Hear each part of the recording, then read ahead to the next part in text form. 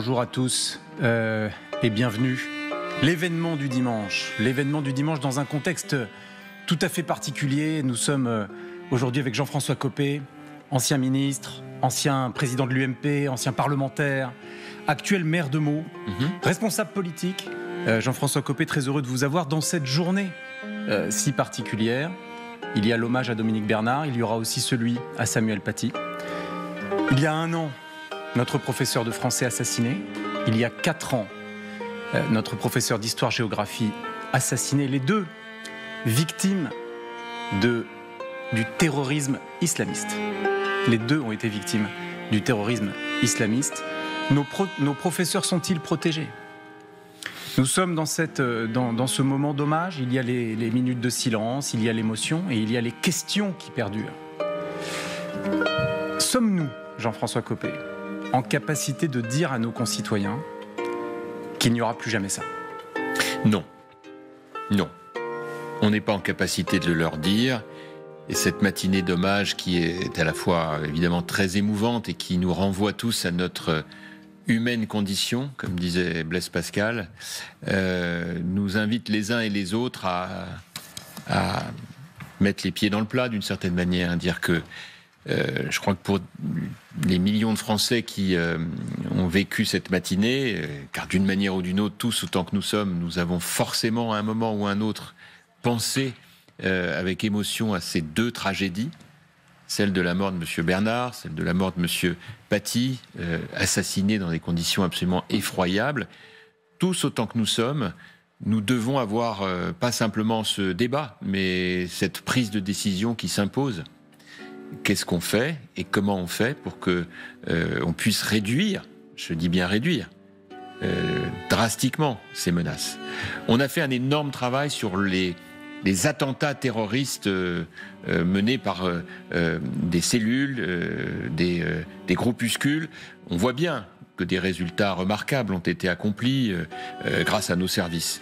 Il nous faut maintenant travailler sur ceux qui constituent des dangers solitaires, du fait d'un endoctrinement par les réseaux sociaux, du fait aussi d'une permissivité dans le langage politique. Les ravages que commettent aujourd'hui l'extrême gauche, les responsables d'extrême gauche, en laissant perdurer le communautarisme, on en paye le prix dans les écoles, dans la vie quotidienne. Oui. C'est ça qui est en jeu aujourd'hui. Et c'est ça qu'il faut combattre très fortement. Et nous avons envie de vous entendre sur les propositions, les solutions. Il y a vous, de votre point de vue à vous, de là où vous êtes, en tant que maire de Meaux, sans doute avez-vous peut-être une prise sur le terrain qui permet d'avancer des propositions. Et nous prendrons le temps de les développer. Nous sommes encore dans ce moment d'hommage, dans ce moment d'émotion, que chacun ressent, chacun de nos téléspectateurs le ressent. D'ailleurs, l'émotion, depuis 4 ans, depuis 1 an, elle n'a pas baissé auprès de nos concitoyens, de nos téléspectateurs. Moi, je voudrais vous lire la phrase d'Isabelle Bernard. Isabelle Bernard, la veuve de Dominique Bernard, elle-même est professeure. Elle a confié au journal Le Monde sa conviction intime. « Aujourd'hui, je mesure dans ma chair, dit-elle, à quel point la laïcité est un cadre pour bien vivre ensemble. Que des jeunes rejettent ce principe me semble tragique et épouvantable. Qu'a-t-on raté collectivement ? Nous devons mettre en lumière la laïcité comme une valeur positive. Nous avons parfois oublié de le dire aux élèves. Qu'a-t-on raté collectivement ? On a oublié de le dire aux élèves, on a oublié de le dire aux parents. La réalité, et moi je peux en témoigner comme maire de Meaux, parce que c'est un combat que je mène depuis des années, vous le savez. C'est qu'on a perdu ce que ça voulait dire la laïcité. On dit n'importe quoi sur ce terme. La laïcité, c'est une liberté en fait. Et c'est la France qui l'a inventée. Une liberté d'exercer son culte, si on le souhaite, mais à la condition de respecter celui des autres et de respecter les lois de la République. C'est ce qui fait la différence entre appartenir à une communauté religieuse et faire du communautarisme. Appartenir à une communauté religieuse, dès lors que les lois, les règles de cette communauté respectent les lois de la République, ne pose aucun problème. Le communautarisme, c'est de dire ma religion n'a pas à respecter les lois de la République. Elle s'en affranchit. Et donc, ça se traduit par un certain nombre de signes. Les signes, bien sûr, vestimentaires, on connaît ce débat, c'est pour ça que j'ai fait la loi qui a interdit le port de la burqa, c'est-à-dire ce masque intégral qui faisait disparaître l'identité des femmes dans notre pays. et qui m'a valu à l'époque un torrent d'insultes, notamment de la gauche bien pensante. Mais c'est de la même manière être extrêmement ferme sur toutes les formes de dérives, quelles qu'elles soient, avec des véritables sanctions. Les dérives racistes, antisémites, islamophobes. Parce que, en réalité, moi je dialogue énormément avec les communautés religieuses de ma ville, parce qu'il faut dialoguer beaucoup. Et quand vous discutez, par exemple, j'ai eu l'occasion de le faire très souvent avec les responsables du culte musulman, avec lequel j'ai des rapports réguliers, comme je l'ai avec le culte juif ou le culte catholique, et qu'ils vous disent « mais nous on en a assez, on se fait traiter de sale musulman ou de sale arabe ». Je dis « écoutez, bien sûr, mais en réalité, réfléchissons-y ensemble, c'est pas plus supportable que celui qui se fait traiter de sale juif ». Et on voit bien derrière tout ça la souffrance personnelle. Donc on doit être capable de mettre les pieds dans le plat et de dire c'est tout ça qu'on ne doit plus accepter. Ça commence par l'école. C'est le discours universaliste que vous portez, mais est-il encore entendu? Mais il n'est Trouvez-vous une oreille, trouvez-vous une oreille pour vous entendre. Mais bien sûr, il y a beaucoup de gens qui l'entendent, mais qui veulent simplement que lorsque ces règles sont enfreintes, ceux qui les enfreignent soient sanctionnés. Le problème, c'est qu'en France, nous n'arrivons pas à réinstaller l'autorité. Ouais. L'autorité, encore une fois, cette notion d'autorité, elle est essentielle, mais pour pouvoir exercer l'autorité, qu'on soit policier, qu'on soit professeur, qu'on soit élu local, qu'on soit fonctionnaire d'autorité, quel qu'on soit, il faut qu'on soit couvert soi-même. Il faut qu'on soit protégé, comme on l'est, mais par des décisions qui sont fermes et appliquées. Tiens, je vous prends un exemple très simple, très basique. À Meaux, on a une plage qu'on a aménagée tout l'été devant les bords de Marne. Qui me le rapporte? Des jeunes vacataires de Meaux, qui sont en tenue, donc ils sont en t-shirt, ils organisent la plage.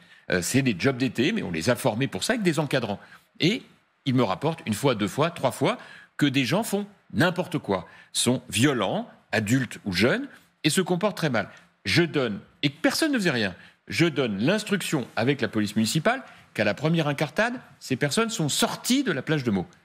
Écoutez, depuis ce jour-là, on n'a plus eu un problème, de tout l'été. Pourquoi je vous donne ce petit exemple? Il est tout bête, il est tout simple. Mais c'est parce qu'en réalité, le rétablissement de l'autorité, c'est tout de suite. C'est ce qui fait qu'un professeur, qu'un policier, qu'un élu local, qu'un détenteur de l'autorité publique soit respecté et couvert dans la décision qu'il prend par rapport à la règle qui est enfreinte. C'est ça qui aujourd'hui ne fonctionne pas. Il n'y a pas à l'école aujourd'hui suffisamment de protection. Alors justement, il y a une professeure cette semaine qui a voulu légitimement exercer l'autorité qui est la sienne.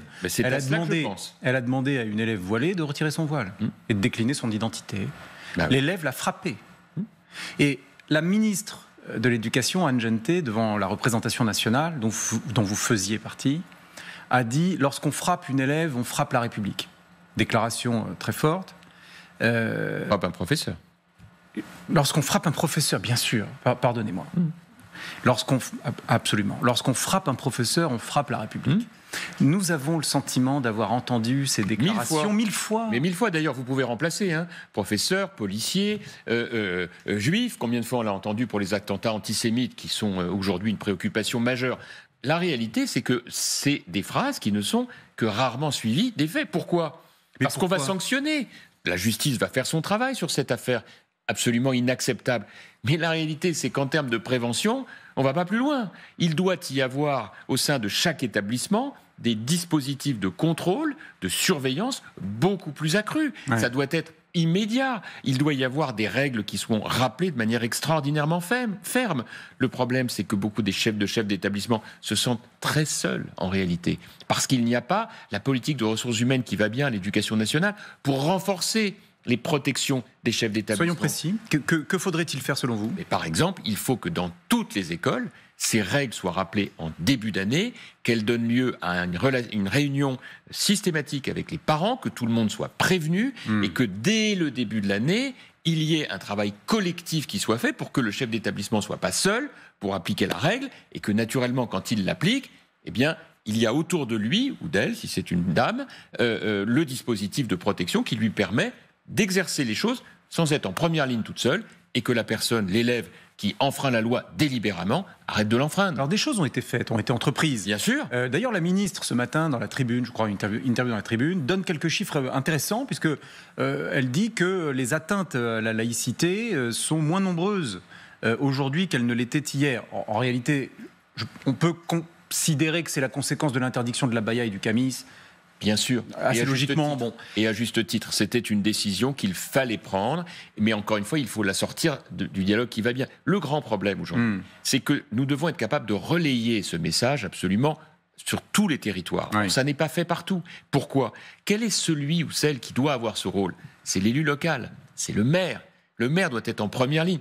Moi, je regrette beaucoup que les maires n'aient plus le droit, c'est les seuls Français, en dehors des condamnés, n'ont plus le droit d'être élus à l'Assemblée nationale. C'est une aberration. Vous avez du coup des députés totalement perchés et déconnectés, et des maires qui ont plein de choses à raconter et qui ne peuvent pas le faire. En réalité, les maires ont un rôle majeur. Moi, je passe un temps fou à parler avec les uns et les autres, à rappeler les règles, à dire que quand les règles sont respectées, on vit à ce moment-là dans une société de respect. Parce que c'est ça qui est en cause, il ne faut pas se tromper. Mais beaucoup de musulmans, eux aussi, ont le sentiment qu'on leur manque de respect. Et comme tous les autres Français, on a le sentiment aujourd'hui d'être de plus en plus séparés des autres. Et là où nous avons un gros problème, c'est que là où les forces politiques devraient être consensuelles dans ce domaine, elles ne le sont pas. Et moi, j'ai un regard extrêmement sévère sur le discours de Mélenchon, parce que de manière extrêmement sournoise, il a introduit dans le débat et il a banalisé le communautarisme, ce que je dénonçais tout à l'heure. Cette idée qu'on doit d'abord revendiquer la force de sa communauté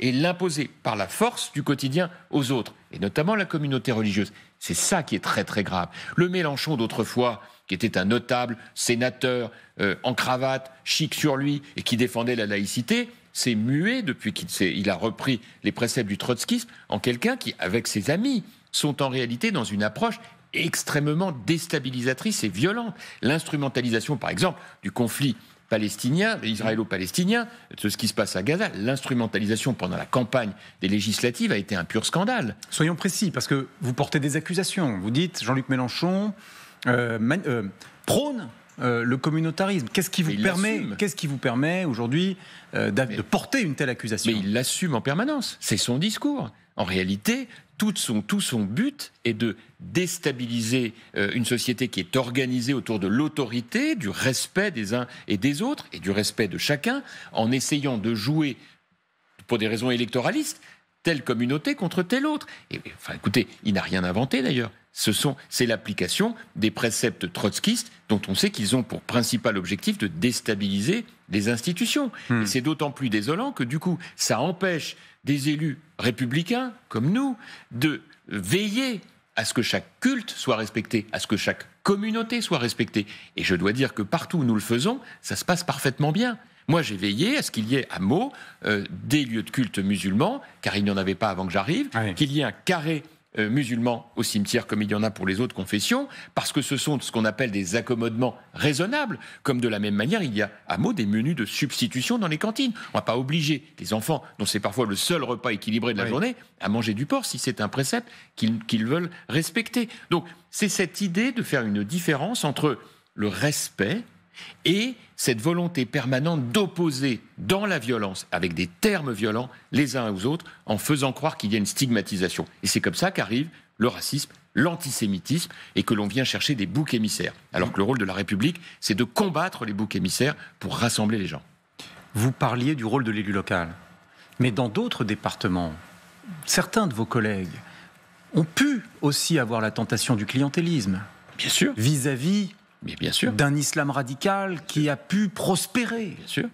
Bien sûr. Et je l'ai, comme beaucoup de mes amis élus, condamné, parce que je pense que c'est un piège dont on ne se sort pas. Voilà. On ne doit pas jamais se compromettre avec, y compris pour des raisons électorales, ou surtout pour des raisons électorales, avec des gens dont on sait pertinemment que leur objectif est de s'affranchir des lois de la République. On n'a jamais rien à y gagner.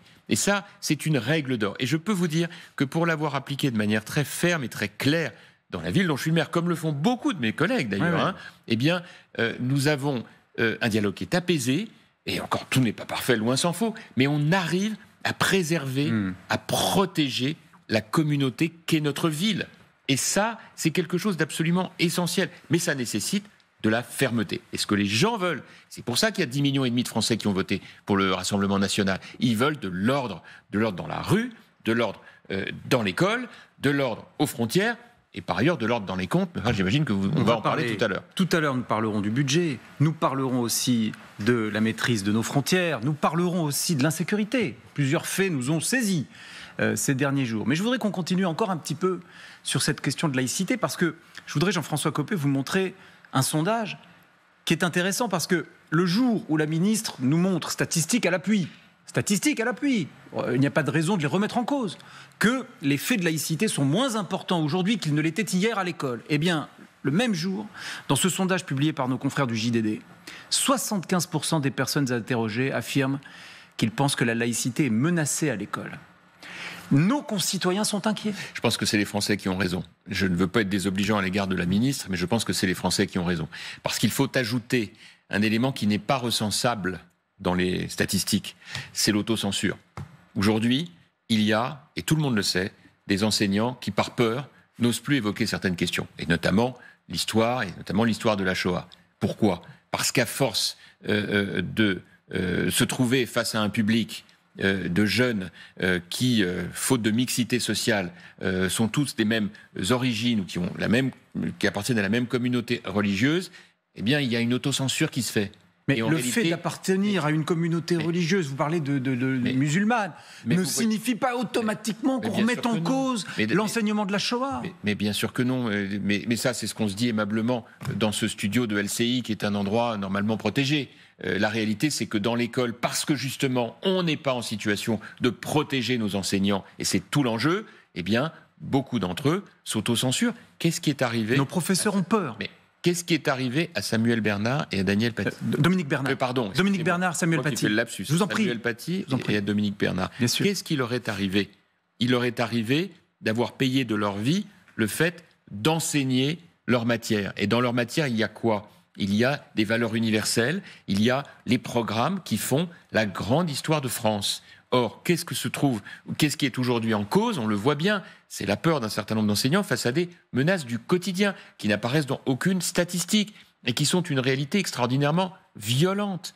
Donc, en réalité, le travail que nous avons à faire, il est à l'égard des adolescents, parce que c'est bien d'eux dont il s'agit, et de leurs parents. Que faire vis-à-vis des parents ? Mais je pense que préconisez-vous ? Mais il faut leur parler, il faut être extrêmement ferme. Et il faut leur dire qu'ils ont une responsabilité civile, voire pénale, à l'égard de leurs enfants. Et que on ne peut pas vivre dans un pays aussi merveilleux que la France, aussi généreux que la France, et faire comme si cette générosité n'existait pas, prendre ce qu'on prend et ne pas voir qu'on doit aussi donner.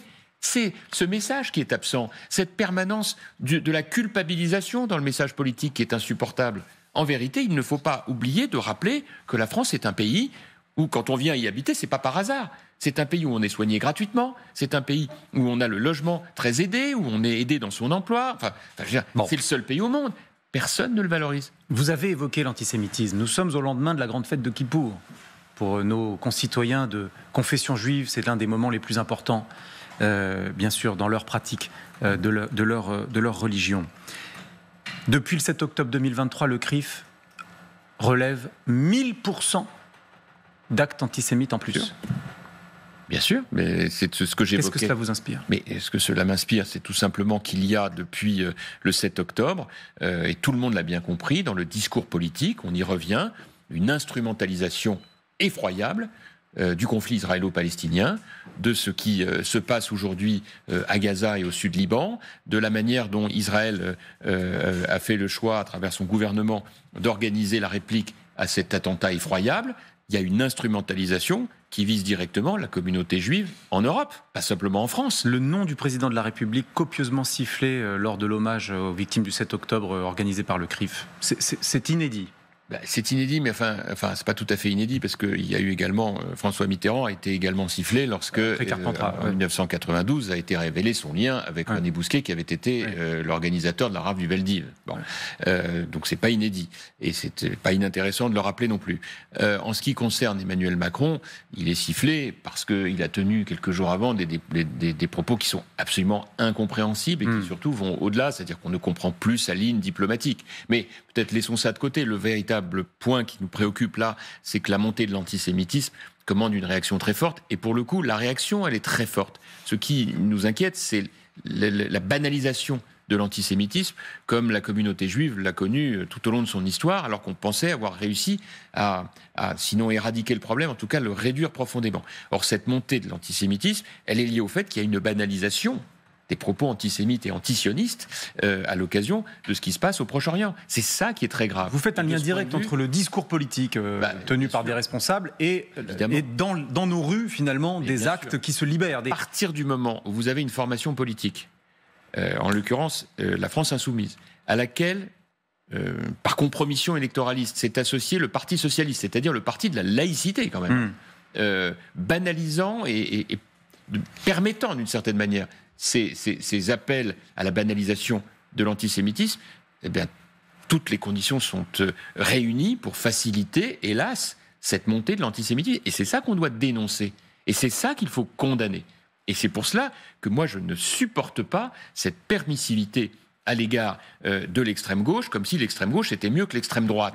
Eh bien, c'est pareil. Et monsieur Macron, en appelant à voter contre l'extrême droite et pour ce faire à s'allier avec l'extrême gauche aux dernières législatives, a commis, de mon point de vue, une faute historique. Jean-François Copé, l'invité de l'événement du dimanche. Nous marquons une pause très courte. Sécurité, immigration, budget.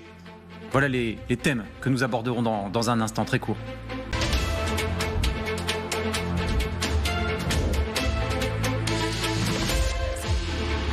Et vous êtes toujours avec nous sur le plateau de l'événement du dimanche. Notre invité aujourd'hui, Jean-François Copé, ancien ministre, ancien parlementaire et maire de Meaux. Pascal Perry m'a rejoint. Bonjour David. Bonjour Pascal. Copé. Bonjour et bienvenue à vous, notre éditorialiste éco maison, grand spécialiste des questions de macroéconomie et de microéconomie aussi d'ailleurs. Vous êtes le bienvenu parce que nous allons dans un instant décortiquer et commenter, analyser le budget qui a été présenté vendredi ou plutôt jeudi soir par Michel Barnier. Mais d'abord, Jean-François Copé, je voudrais que nous parlions d'immigration et aussi de sécurité. Écoutons ensemble ce qu'a déclaré le nouveau ministre de l'Intérieur, Bruno Retailleau. C'était vendredi. Il était en déplacement dans un centre de rétention administrative.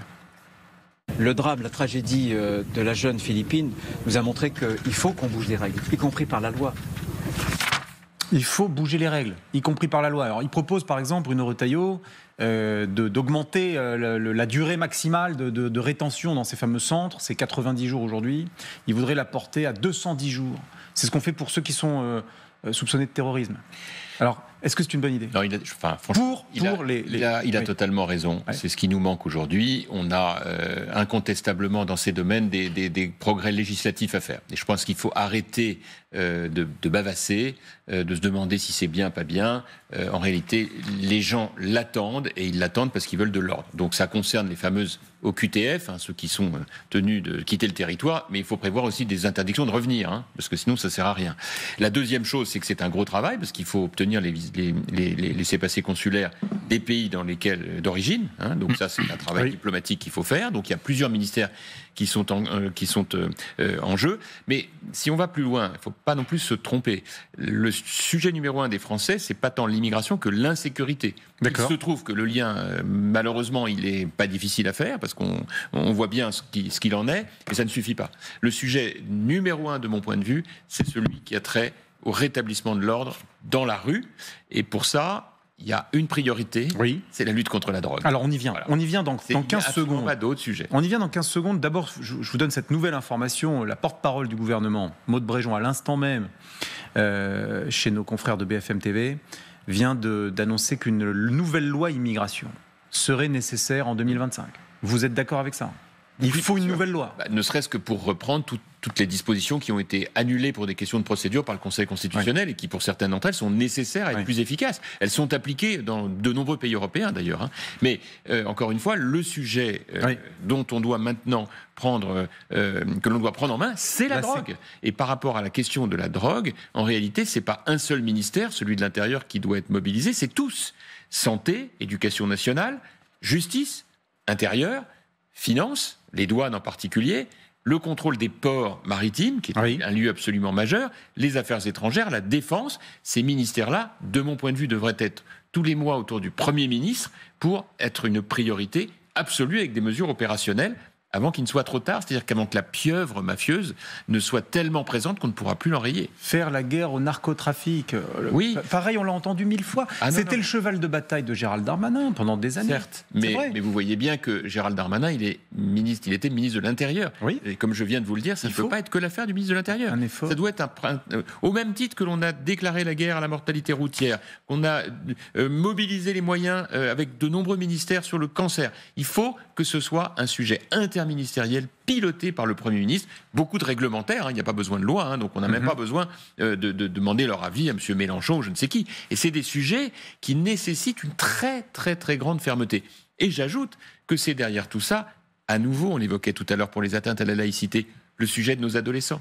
Nous avons aujourd'hui un enjeu absolument majeur avec nos jeunes. La drogue est aujourd'hui un champ clos dans lequel se retrouvent des centaines, voire des milliers de jeunes qui sont embringués par les réseaux mafieux, utilisés, instrumentalisés. Il y a le fantasme du mafieux, il y a les réseaux sociaux, il y a la prison, qui est aussi malheureusement une source terrible de contamination dans ce domaine. Et face à cela, des pouvoirs publics qui sont quand même beaucoup dans le non-dit. Donc quand je dis que ça doit être une priorité, c'est qu'on doit en parler matin, midi et soir dans les cercles gouvernementaux et sur le terrain. Je voudrais que vous voyiez les résultats d'un sondage pour le Figaro. C'était hier. C'est sur les mesures à prendre. C'est très intéressant. Et alors, il y a une forme de consensus assez massif dans les réponses. Prononcer des peines courtes, immédiatement exécutées. 81% de nos concitoyens disent banco. Les travaux d'intérêt généraux, 81%. Les peines planchées d'1 an pour les agresseurs d'agents de la force publique, 77% d'approbation. Et alors, c'est cette dernière qui m'interpelle. J'aimerais votre sentiment là-dessus. Limiter les possibilités de réduction ou d'aménagement de peine. Là, vous avez 72% de nos concitoyens qui disent bien sûr. On s'interroge un peu, on se demande pourquoi en 2024, nous sommes encore en train de nous interroger sur le fait... C'est pas très compliqué à comprendre, Allez-y. c'est parce qu'on a loupé le rendez-vous majeur d'une politique pénitentiaire digne de ce nom. C'est-à-dire ? Nous avons des personnels pénitentiaires qui font un travail absolument remarquable dans des conditions extraordinairement dures, parce que, pour toute une série de raisons, parler de politique pénitentiaire, c'est moche. Voilà, quand on est un responsable politique, on n'ose pas, on veut pas, on préfère parler de belles choses, de l'attractivité économique, ça c'est sûr que c'est des belles choses, mais c'est vrai que, globalement, ce rendez-vous régalien, il a été totalement manqué. La première étape d'une politique sécuritaire efficace, c'est d'avoir une politique pénitentiaire digne de ce nom. Ça n'est pas le cas. Et donc, évidemment qu'il faut absolument réinvestir. Le problème, c'est qu'on a brûlé l'argent à faire n'importe quoi, mais réinvestir dans la construction de nouveaux centres pénitentiaires. Il faut réinvestir dans tout ce qu'on appelle les centres éducatifs ouverts ou fermés, qui aujourd'hui, pour beaucoup d'entre eux, sont très mal tenus parce que les personnels sont laissés à eux-mêmes. On va parler tout ça qu'il faut mettre en place. On va parler du budget. Vous répondez. Mais vous répondez sur l'aspect moyen. Alors le budget du ministère de la Justice à l'époque de M. Dupond-Moretti a augmenté chaque année, 8% de tête. Je le dis de tête. Mais est-ce qu'il n'y a pas aussi, Jean-François Copé, un sujet culturel chez nos magistrats ? Le juge d'application des peines, est-ce qu'il est dans une démarche de fermeté ? On peut poser la question.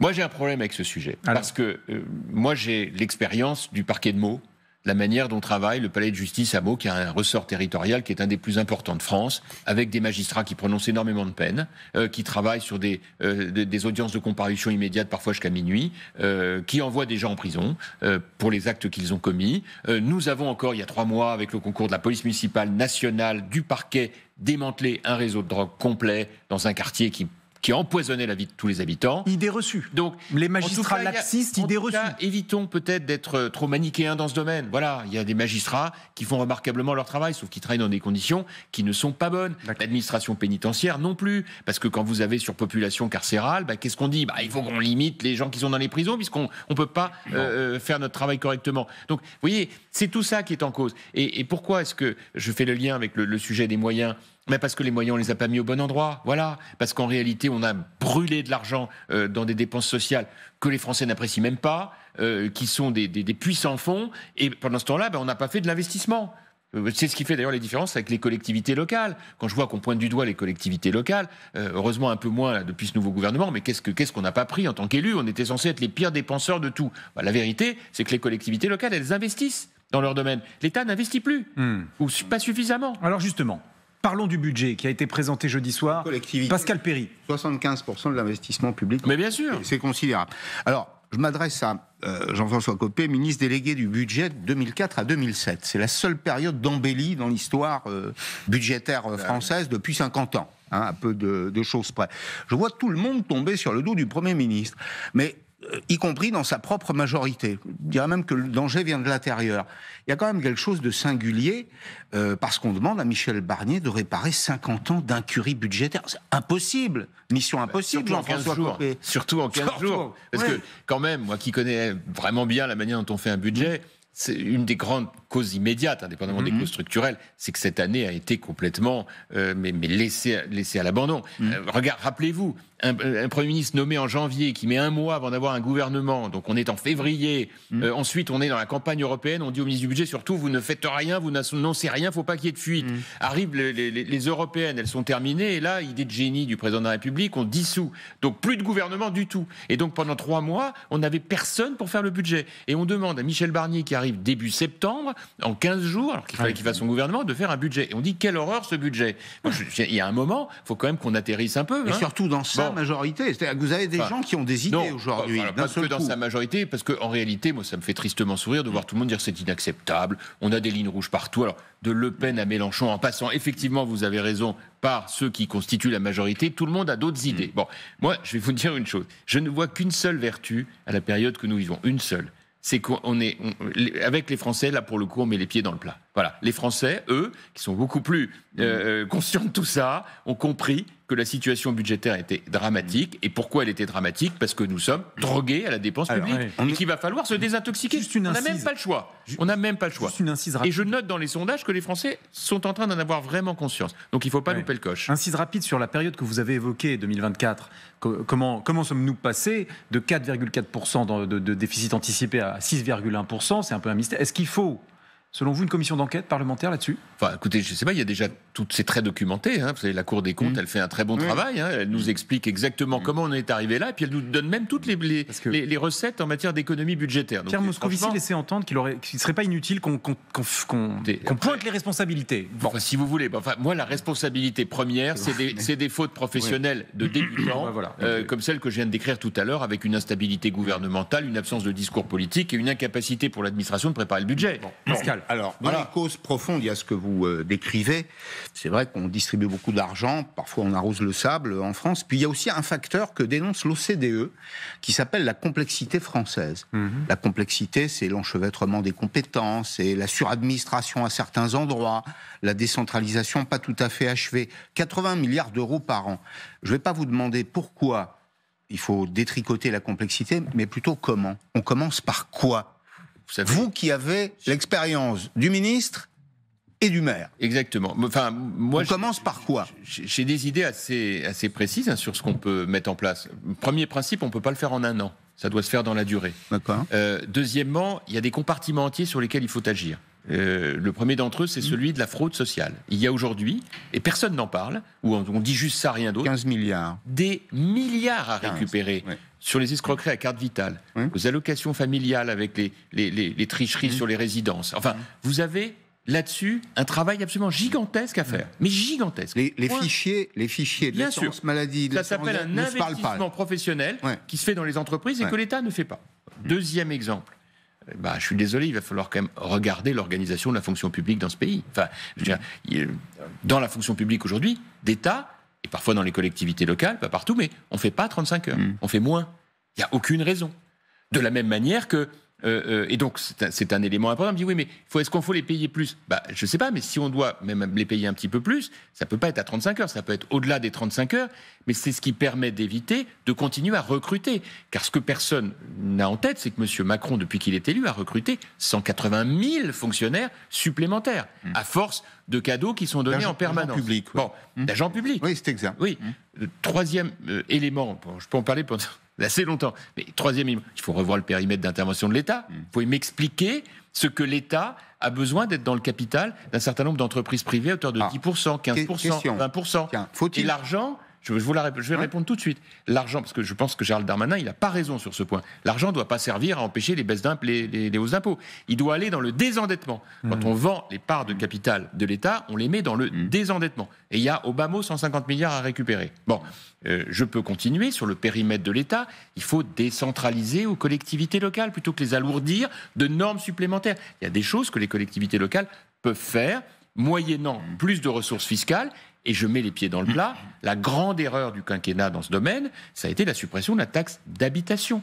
Parce que ça coûte 20 milliards à l'État, 20 milliards. Ouais. Il faut rendre la taxe d'habitation. Je suis désolé, si on doit recréer un impôt, c'est celui-là, aux collectivités locales, pour permettre aux collectivités bien gérées de faire la différence avec les mal gérées. On pourrait donc trouver un peu d'argent sans augmenter les impôts. C'est ce que je comprends. Pas en 15 jours. Le grand problème. Donc l'augmentation d'impôts tout de suite, c'est la réponse à l'urgence. Mais écoutez, Dieu sait si ça me fait mal au ventre de devoir le dire, parce que je pense que c'est la pire des solutions. Bon, mais moi j'aimerais que les responsables des partis politiques de gouvernement, c'est-à-dire qu'on enlève Le Pen et Mélenchon, mais les partis politiques de gouvernement veuillent bien comprendre qu'il faut soutenir ce budget. Moi j'entends les lignes rouges dans tous les sens, mais mais on n'a pas le choix en réalité. Il faut impérativement soutenir ce budget. On peut un peu l'amender à la marge, mais ne nous y trompons pas. Et quand je lis les propositions de Mélenchon, c'est que des hausses d'impôts. On est à 60 milliards de hausses d'impôts. Allez, vas-y. Tout le monde va partir. Hein.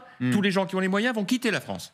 Et ça retombera sur qui? Les classes moyennes. Le Pen, j'entendais un des adjoints de Madame Le Pen dire « Vous vous rendez compte, c'est quand même un scandale, c'est pas juste. » Alors qu'est-ce qui est pas juste? C'est qu'on ne fait payer que 2 milliards pour les riches et 7 milliards pour les classes moyennes. Je sais pas, même si on n'est pas très bon en maths, les riches, c'est 65 000 personnes d'après les chiffres de Bercy. Ce sera on leur demande moins, 2 milliards. Enfin, la moitié. Mais peu importe, même 65 000, on dit 2 milliards. Bon, et de l'autre côté, les classes moyennes, c'est 10 millions de Français, à qui on demande 7 milliards. Je sais pas, la règle de 3, c'est pas très compliqué de voir que tout ça n'a aucun sens. Donc moi, quand ces gens me disent qu'ils prétendent gouverner, je propose juste qu'ils soient bien au clair sur ce que c'est que l'esprit de responsabilité, et je dis à tous les parlementaires qui appartiennent au parti d'Emmanuel Macron, à mon parti, aux Républicains, au MoDem, je sais pas qui, Édouard Philippe, il faut absolument soutenir ce budget. Mais attendez, c'est la survie de la France qui est en jeu. Il faut passer ce cap budgétaire. Le grand rendez-vous budgétaire, Pascal, c'est l'année prochaine. Parce que c'est là qu'on aura le temps vraiment de faire des réformes de structure. Mais n'y a-t-il pas avec ce budget d'urgence un risque récessif ?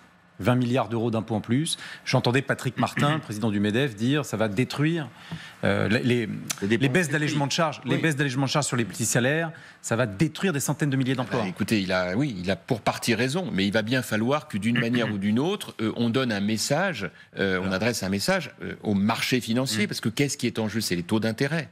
Or, en réalité, on le savait, on a prévenu, depuis des mois, on prévient tous, mais ils n'ont pas voulu l'entendre. En fait, Emmanuel Macron, il a fait une énorme erreur politique, parce que il a voulu faire la politique de l'offre, et ça c'est bien, il faut le faire. C'est-à-dire baisser les impôts pour stimuler l'offre qui ensuite produit plus dans des meilleures conditions, et ça permet les embauches, et ça permet de la croissance. Mais la condition sine qua non, c'est, si vous baissez les impôts, c'est de baisser les dépenses. Or, non seulement il n'a pas baissé les dépenses, mais il les a augmentées. Et donc, je veux dire, la crise sanitaire, elle a bon dos. On a fait ce qu'on devait faire pendant la crise sanitaire. Mais quand il y a eu la crise énergétique après, on a remis encore 70 milliards dans la machine, avec des chèques énergie qui n'ont servi à rien. Et pour ne prendre que cet exemple. Et il y en a bien d'autres. Et puis même avant, avec les Gilets jaunes, on a brûlé 17 milliards. Pour rien, parce que pendant 6 mois, ça a été le désordre dans la France entière. Donc en réalité, il a laissé filer les dépenses publiques tout en baissant les impôts. Donc il a discrédité la politique de l'offre alors que c'est une très bonne politique, et il a mis la France dans la situation dans laquelle elle est aujourd'hui. C'est irresponsable. Inquiétant en effet, parce qu'on a distribué 70 milliards d'euros de chèques énergie, ristournes de carburant, etc. Mais bien sûr. Tout ça est passé, et on l'a acheté avec de la dette. Il y a un point que je trouve assez peu commenté dans le débat, vous l'avez rapidement évoqué. Une partie de nos problèmes serait réglée si on travaillait un peu plus, en quantité et en qualité. Alors, la qualité, c'est la productivité, c'est est-ce qu'on est capable de produire plus pendant 1 heure de travail à quantité de travail et de capital égal. Malheureusement, ça recule. Contrairement à ce qu'on nous dit, la productivité recule. Mais la quantité de travail, personne n'a le courage d'ouvrir ce dossier et de le traiter une bonne fois pour toutes. Est-ce que vous êtes favorable à la fin des 35 heures, comme le propose Monsieur Darmanin? D'abord, vous avez raison d'en parler, je vous ai lu, et c'est vrai que votre concept d'allergie au travail est très intéressante, parce qu'elle met un peu les pieds dans le plat, et je pense que c'est un vrai sujet. Bon, ce vrai sujet, il a été amplifié par le confinement et la mode du télétravail qui met beaucoup de Français un peu en porte-à-faux, y compris dans leur rapport entre la vie professionnelle et la vie personnelle. Bon, vous avez tout à fait raison. La question du travail, il va bien falloir la remettre sur la table en permettant de mieux rémunérer le travail, ça c'est certain. Et moi, je ne vois que des avantages à ce qu'on puisse travailler plus et gagner plus. C'est un de nos grands credos. Sarkozy avait beaucoup développé ça et on était vraiment nombreux à le soutenir parce que c'est ce qui se fait dans tous les autres pays. Pourquoi n'est-il pas revenu sur les 35 heures, tiens, au passage ? Oh, bah, vous lui demanderez, moi je ne suis pas son biographe, hein, ça, c'est pas moi qui vais vous le dire. Mais en revanche, je pense que notre sujet, il est bien sûr sur la semaine de travail, mais il est aussi sur la vie au travail. L'affaire des retraites est une énorme hypocrisie. Nous sommes poussivement à 64 ans, et Dieu sait si ça a fait des dégâts. Puis ma propre famille politique a demandé d'aller de 65 à 64 ans, ça reste encore un grand mystère psychanalytique. Mais la vérité, c'est que toute l'Europe est à 67 ans. Donc il y a un moment de vérité pour la France et pour les Français. C'est pour ça que je vous disais, David Doucan, tout à l'heure, la seule vertu de la période que nous vivons, c'est d'avoir avec les Français vraiment un discours de vérité, avec finalement un message assez simple qui consiste à dire pourquoi est-ce que vous voulez qu'on ne gère pas l'État comme vous gérez votre foyer, votre famille, vos enfants. On ne dépense pas plus que ce qu'on gagne.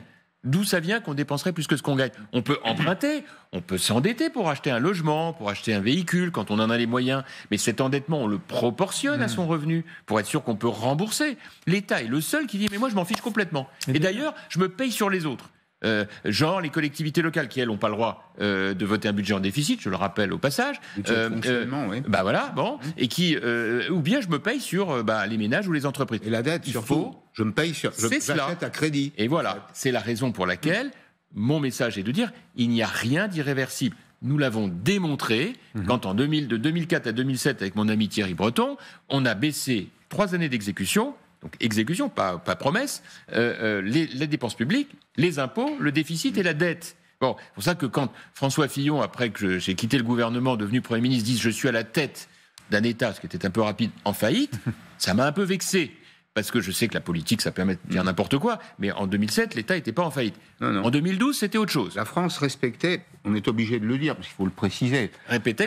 Ça pourrait passer pour être un parti pris en faveur de Jean-François Copé, mais les chiffres sont là imparables, si vous voulez. C'est une période pendant laquelle la France respecte les critères de Maastricht. Exactement. Notamment. C'est la seule. C'est bien que vous disiez un peu de bien de moi, parce que j'avais pas l'habitude. Attendez, on ne dit pas de bien de vous, on cite un... Vous donnez les faits, en fait, Pascal. Voilà, de chiffres. Je plaisante. Ce que je veux juste dire, c'est que c'est possible. Parce que moi, ce qui m'intéresse dans cette affaire-là, c'est que c'est possible. C'était possible, est-ce que ça l'est encore aujourd'hui ? Mais pour les mêmes raisons, qui est celui du bon sens. Enfin, je veux dire, arrêtons de penser que les Français n'ont pas de bon sens. Les Français, ils peuvent râler, ça on le sait bien, mais en réalité, il y a un moment de vérité. Quand on dit qu'on ne peut pas mettre plus d'1,5 litre, enfin 1,5 litre d'eau dans une bouteille d'1 litre, ça peut se comprendre. Les gens, ils ont bien conscience, parce qu'ils savent qu'un jour ou l'autre, ils vont le payer. Et d'ailleurs, mais simplement, il faut le faire intelligemment. On voit d'ailleurs...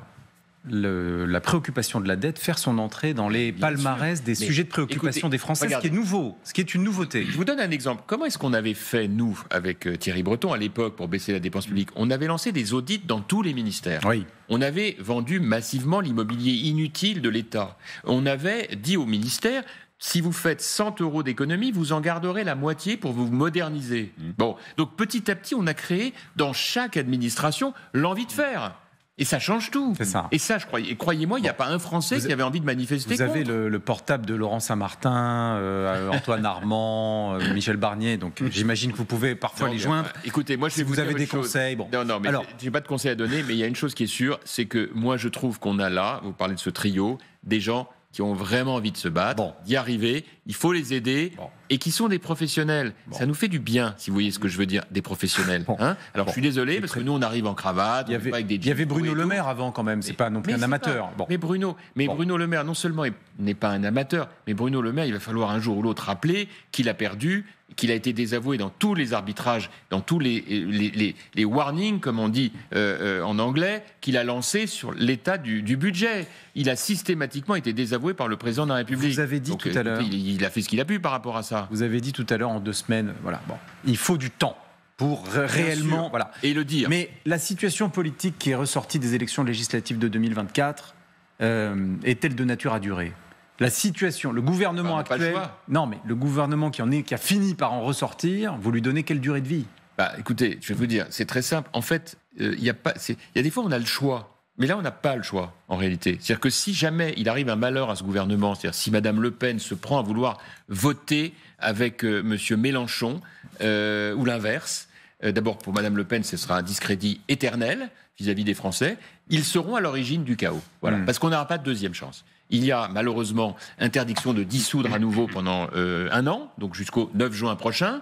Il est absolument impératif que ce gouvernement tienne jusque-là, dans cette absence totale de majorité. Entre parenthèses, ça me fait, mais vraiment, j'hallucine, comme on dit, de voir qu'il y a encore des gens qui veulent de la proportionnelle, qui veulent mettre la proportionnelle pour finir vraiment d'achever la Ve République. C'est-à-dire que cette idée qu'on sanctuariserait le désordre à l'Assemblée, l'absence de majorité absolue. Merci beaucoup. Merci Jean-François Copé d'avoir été mon invité.